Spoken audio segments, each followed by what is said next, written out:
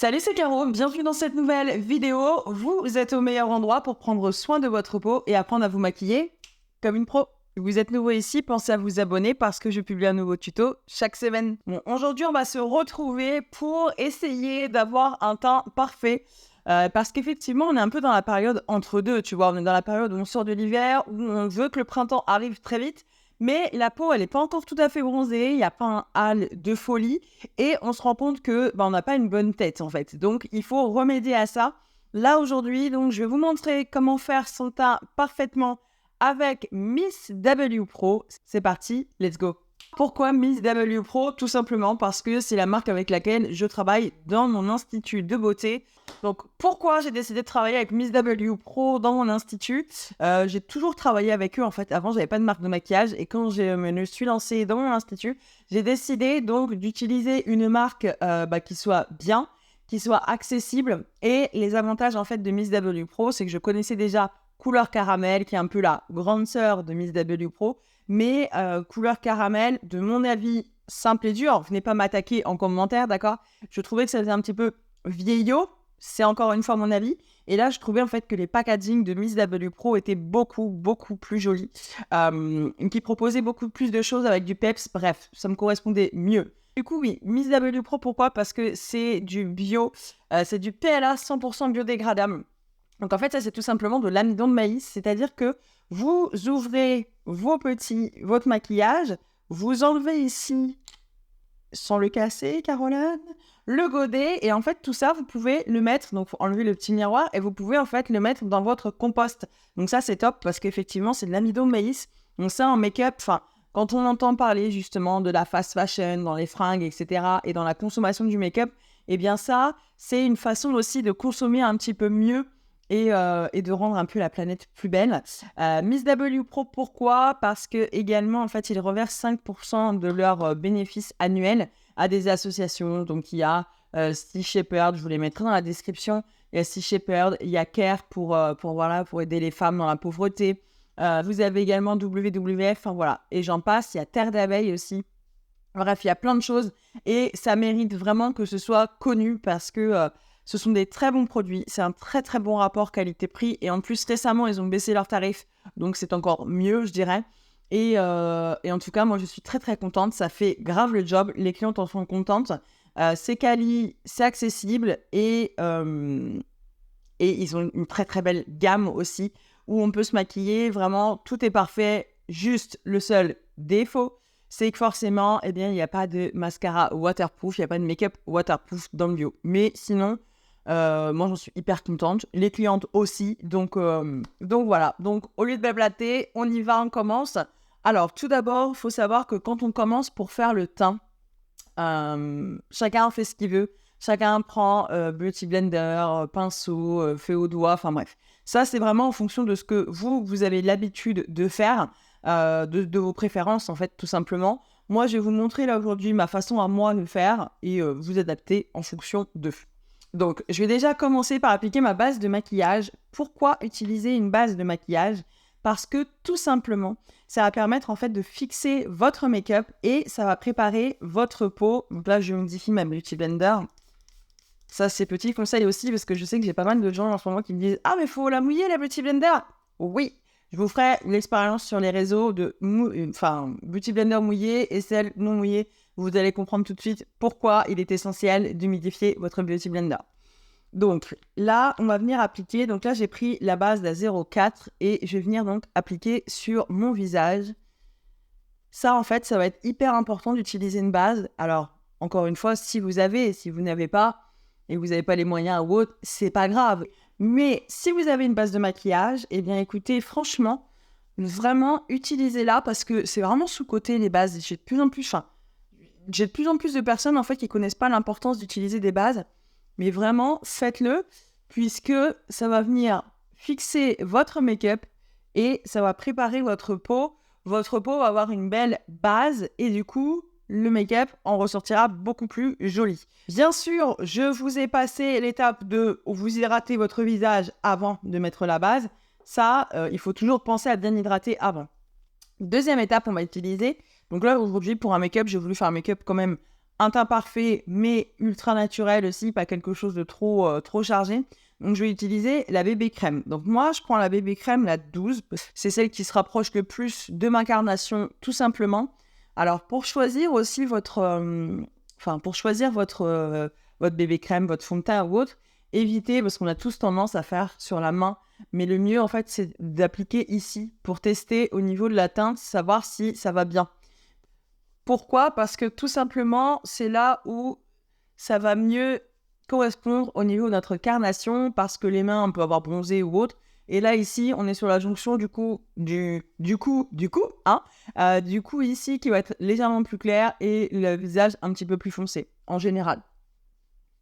Donc là, on applique la BB Crème, donc on en met sur tout le visage. Alors moi, vous voyez, à chaque fois, je pars en fait du centre et je vais vers l'extérieur pour appliquer mon produit de teint. Alors, ça ne sert à rien de vider tout le produit, vaut mieux en remettre aussi. Parce que des fois, j'ai souvent des gens qui me disent « Oui, mais ça part trop vite ». Alors, peut-être qu'il y a des produits, effectivement, en tout cas, pas chez Miss W, enfin vraiment, je trouve pas que ça parte vite. Mais il y a des produits où on a peut-être un peu à avoir tendance à avoir la main lourde. Mais vraiment, enfin, quand vous avez du maquillage quali, etc., essayez pas d'en mettre... c'est pas parce que vous allez vider le tube que ce sera mieux, quoi. Donc vraiment, allez du centre vers l'extérieur. Et là, comme on est sur une bébé crème, c'est vraiment pour donner l'effet bonne mine, mais tout en étant hyper naturel. C'est pas quelque chose qui va venir placarder ou ça va être du zéro défaut. Non, là, moi, c'est pas mon objectif du jour. Donc, une fois qu'on a fait la bébé crème, on va venir travailler donc les imperfections. Donc ça, pour ça, je vais utiliser le fond de teint stick. Donc, le plus foncé que j'ai, c'est le numéro 25. Et je vais utiliser le correcteur anti-imperfection, le numéro 44. Donc, on va commencer par camoufler les cernes juste ici. Et ici, pour illuminer, pour remonter, en fait, mon contour de l'œil. Parce que c'est vrai que sinon, ma paupière, elle a tendance à tomber. Le fait d'illuminer ici, d'apporter une petite touche de lumière, ça va faire remonter un petit peu la paupière, tout simplement. Ensuite, j'aime bien travailler, donc mettre du correcteur ici pour apporter une zone de lumière.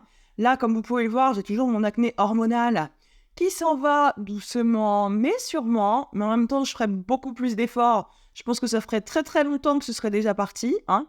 Donc là, clairement, on y va, hein, on camoufle. Et on va venir donc mettre sur les imperfections et hop. Il n'y a pas en fait de correcteur, c'est anti-cerne et imperfection. Parce que effectivement, il y a beaucoup de gens qui me disent « Oui, mais je peux pas faire ci ou ça. » Non, en fait, on peut. Alors après, pour les boutons, vous avez la même chose aussi en correcteur vert. Donc le 46, c'est le rouge. Moi, j'aime bien travailler avec ça. Encore une fois, chacun fait comme il veut. Et là, je vais venir prendre l'autre côté, le côté pointe de ma Beauty Blender. Et je vais l'humidifier. Pareil pour travailler le correcteur. On peut utiliser aussi le pinceau correcteur. Je vous avoue que avant d'avoir autant d'imperfections, je prenais mon pinceau correcteur. Mais depuis que j'en ai un peu plus, honnêtement, je dis la Beauty Blender, quoi. Je pense que ça dépend vraiment si vous voulez travailler que le contour des yeux ou autre. Voilà, le pinceau, ça fait le job. Mais moi, là, avec toutes les imperfections, avec tous les défauts qu'il y a à corriger, je peux vous dire que j'en ai des choses à faire. J'adore, c'est quand tu te mets du correcteur ou du mascara, tu fais des têtes horribles. Mais horribles.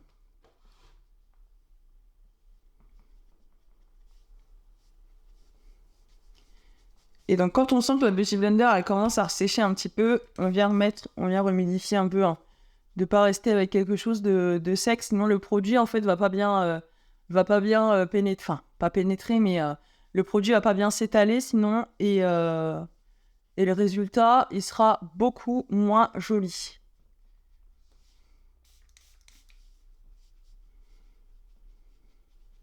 Je suis en train de tremper mon bureau au passage. Donc là, hop, je viens appliquer partout. Et comme ça, on va venir donc camoufler toutes les imperfections. Ça me paraît un peu blanc là à mon retour. J'espère qu'à la caméra, ça va pas ressortir blanc parce que franchement, là dans le miroir, en tout cas, c'est ma teinte nickel quoi. Je vais venir refaire à certains endroits, vous voyez, où j'ai des imperfections un peu plus coriaces. Et dans ces cas-là, je vais venir les tapoter tout simplement au doigt pour limiter un peu... Voilà. Pour limiter un peu la casse, quoi. Ça, c'est vraiment mon étape ultra indispensable. Ensuite, je vais venir prendre le fond de teint stick, le 25. Pourquoi ? Parce que le 44, après il y a le 45, ce sont les plus foncés de chez Miss W. Il n'y a pas de teinte aussi foncée en fait que ça en correcteur. Et du coup, je vais venir faire un petit contouring avec le fond de teint stick.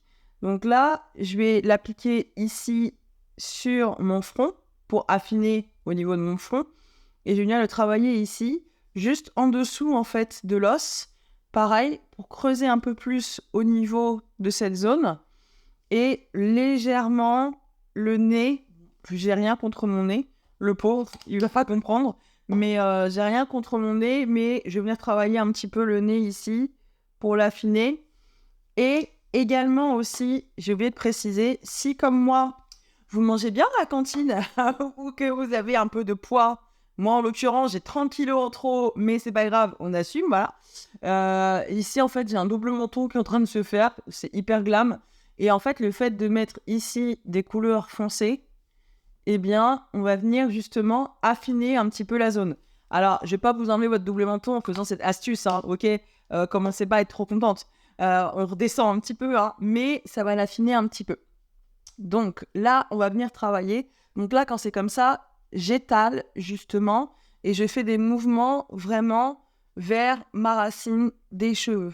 De faire cette étape, je trouve que ça change encore plus que la bébé crème ou le fond de teint en lui-même en fait.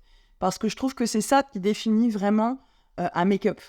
Après, encore une fois, ce n'est que mon avis, mais je trouve que c'est cette partie-là qui va définir tout le make-up. Et là, donc, je vais faire hop, comme ceci, au niveau du nez. Et ici, alors par contre, c'est vrai que je ne l'ai pas commencé en premier, parce que bon, maintenant j'ai l'habitude d'utiliser cette technique, mais un conseil, faites attention quand vous mettez. Je vois beaucoup de gens des fois qui oublient qu'ils ont mis le correcteur au niveau du double menton, et vous sortez en fait avec les petites croix que vous avez fait. Donc c'est pas terrible. Je dis ça parce que je l'ai vu à plusieurs reprises, et pour le coup, bah, effectivement, ce n'est pas top. Donc là, je dégrade vers le bas. Pour vraiment essayer d'affiner, j'ai bien dit essayer d'affiner, hein, parce que le double menton, une fois qu'il est là, il est là. Hein, je ne peux pas faire perdre des centimètres non plus. Je ne suis pas encore magicienne, mais on essaye voilà, d'améliorer un petit peu le truc, quoi. Ensuite, je vais venir prendre donc ma poudre de soie, ma poudre libre, que je vais venir mettre dans le petit miroir juste ici. Moi, c'est la petite technique. Après, vous pouvez juste le secouer et récupérer au niveau de cette zone. C'est comme vous voulez. Et je prends un pinceau un peu fluffy. Alors, ce que j'appelle les pinceaux fluffy, c'est les pinceaux en fait qui sont comme ça et vous savez, qui sont légers, qui sont pas durs. Parce que si vous prenez des pinceaux durs et pas comme ça un peu fluffy, bah, la matière, elle va moins bien s'appliquer. Après, ça, c'est pareil. Ce sont des préférences. Et je vais venir l'appliquer tout de suite, en fait, en dessous de ma paupière. Pourquoi ? Parce que sur cette zone, c'est toujours la zone où vous avez la bébé crème, où la matière, en fait, elle file dans les plis. Et du coup, bah, vous vous retrouvez avec plein de petits plis, avec remplis de bébé crème ou autre qui s'est inséré dans les plis. Et ça fait pas joli. Donc ça, si vous êtes souvent embêté avec cette technique-là, je vous conseille, c'est donc, base de maquillage, bébé crème, et ensuite de mettre du correcteur. Et vous poudrez tout de suite. Vous attendez pas, vous voyez, il faut pas que ça fasse ça en fait. Ça fait pas joli, ça, ces zones-là. Et en fait, vous n'attendez pas que ça passe dans les petits plis. Si vous êtes toujours embêté avec ça, essayez de mettre le moins de matière possible. Plus vous allez mettre de matière dans votre make-up, plus vous aurez de risques que ça fasse ça. Ou sinon, vous faites un côté et vous poudrez tout de suite directement. Mais de bien poudrer. Alors, vous allez me demander à quoi ça sert de poudrer, parce que effectivement, il y en a qui vont me dire oui, la fille, parce que oui, j'ai eu aussi une réflexion sur une de mes dernières vidéos qui dit oui, non, mais c'est bon. Oui, c'était sur l'eyeliner en disant on a déjà vu 15 milliards de vidéos d'eyeliner. Alors, oui, il y a 15 milliards de vidéos d'eyeliner sur YouTube, je suis d'accord, Mais ça veut dire que, donc, comme il y en a une qui l'a fait, les autres ont pu refaire des vidéos à notre goût. Aucun intérêt. Limite, tu peux dire ma vidéo, elle est pourrie parce que j'explique pas assez, ok. Mais de ne pas dire aux gens, oh, t'as encore fait une vidéo, non, non, non. Parce que là, je suis en train de vous dire qu'il faut poudrer le teint. Il y en a qui vont se dire, bah ouais, merci Caroline, on le sait, on t'a pas attendu. Mais croyez-moi, en institut, je suis au contact avec les gens, des gens comme vous et moi. Il y en a beaucoup qui savent pas qu'il faut poudrer son teint. Donc, même si vous savez, et c'est top, tant mieux pour vous, peut-être qu'il y en a qui ne savent pas et qui vont l'apprendre à travers ma vidéo et pas celle de l'antenne. Donc, bref, c'était pour vous dire que peut-être que je vais dire des choses que vous connaissez déjà, mais peut-être que je vais vous en apprendre d'autres. On a chacune, en fait, nos façons de se maquiller, nos façons de faire et nos façons d'expliquer, en fait. C'est pour ça que c'est bien YouTube, c'est qu'il y a autant de vidéos, autant de différences et autant de possibilités, en fait, d'apprendre plein de choses, mais sur un même sujet. Enfin, voilà, des vidéos de teint, je ne serai pas la première, je ne serai pas la dernière à en faire. Il y en aura encore et toujours. Et pourtant, peut-être que grâce à ma vidéo, et je l'espère, vous allez apprendre des nouvelles choses. Voilà, petit aparté.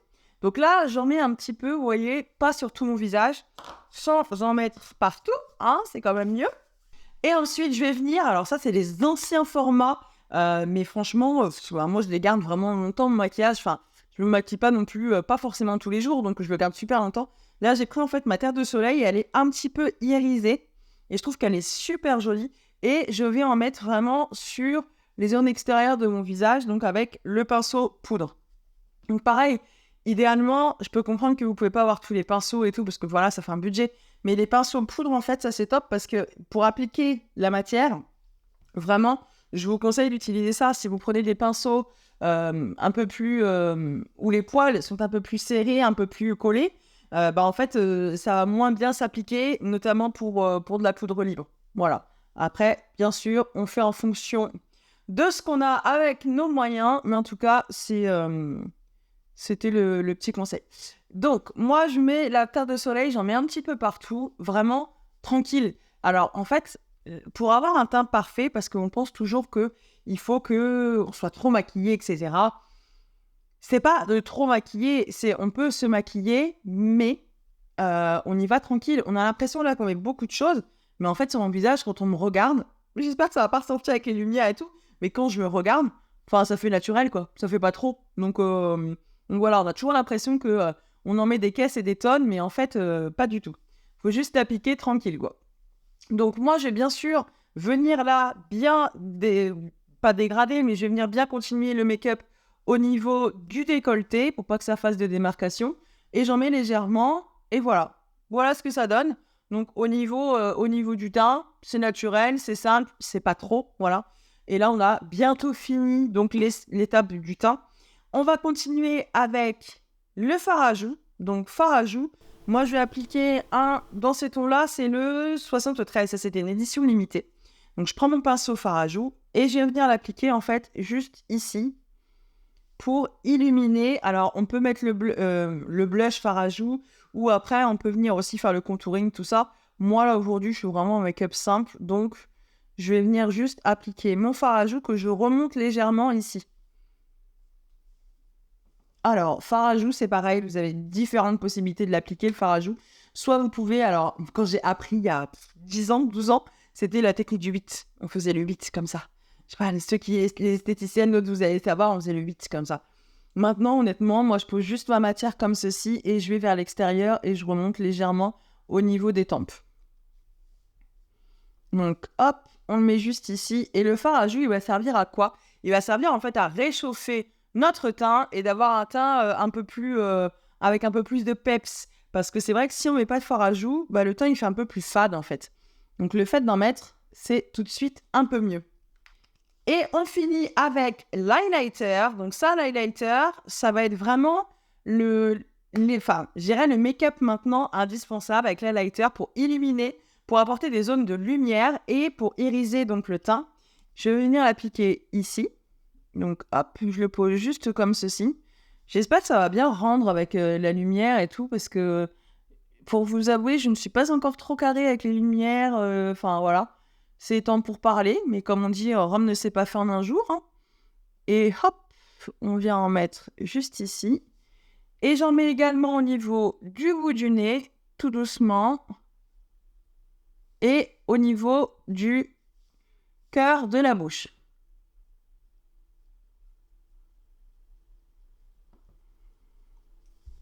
Comme ça, en fait, ça va vraiment faire un aspect un peu... Moi, j'ai pas mis de baume, mais ça va faire vraiment un aspect un peu creusé.